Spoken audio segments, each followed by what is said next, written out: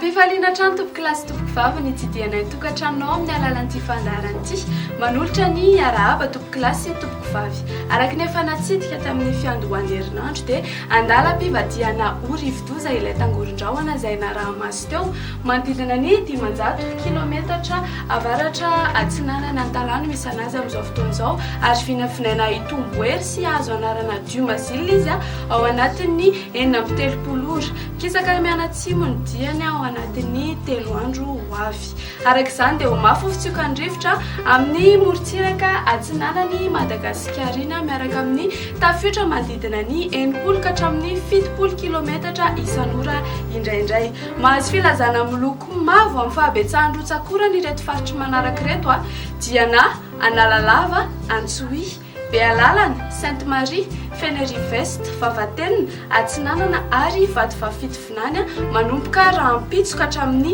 alatsinainy.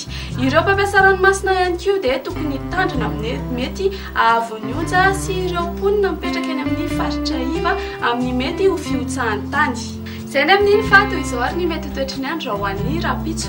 Ny maraina dia ho avy ny orana ny aty amin'ny faritry Atsinanana sy Vatovavafitovinany raha toka hanao orana tandrifin-drahona ny aty Sava sy Analanjofo. Anjombona ny andro ary mety ho arahinerika izany indraindray amin'ny ilana Atsinanany afovoantany raha toka andrahoana ny andro amin'ny morontsiraky Melaky, Menabe sy Atsimo-andrefana. Ho an'ny faritra sisa dia ho maina ny andro.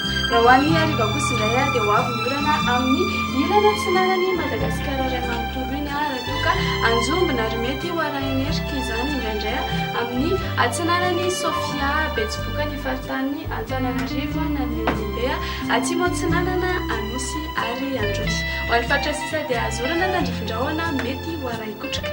Ny maripana voavinavina ho an'ny rapitso ny ambany-indrindra dia 14 degré Celsius hitantsika aty Analamanga. Ho an'ny any Avakinankaratra dia 15 degré Celsius ary ho an'ny faritany Fianaratsoa dia 19 degré Celsius. Ny ambony-drindra kosa indray dia mananika ny 13 degré Celsius hitantsika aty Antsohihy aty ary ny eto afovoantany dia manodidina ny 420 ka hatramin'ny 420 degré Celsius. Raha mahakasika ireto nosy vitsivitsy ivelan'ny Madagasikara ireto dia andrahoana ny andro any Paris raha toka ho avy ny orana ny Milan sy Maurice. Anao orana tandrifin-drahona ny Comore sy La Réunion ary Nairobi. Ifanjifa rahoana sy masoandro any Seychelles sy Bangkok ary ivadigabenga be masoandro any Johannesburg. Dia izay indray ary no azona rosanao tamin'ity ality manome fotoananao manaraka indray mirary soa